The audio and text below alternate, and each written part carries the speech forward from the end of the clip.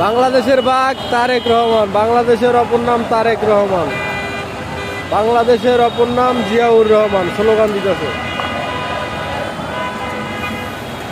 শেখ হাসিনার ফাঁসি চাই বলে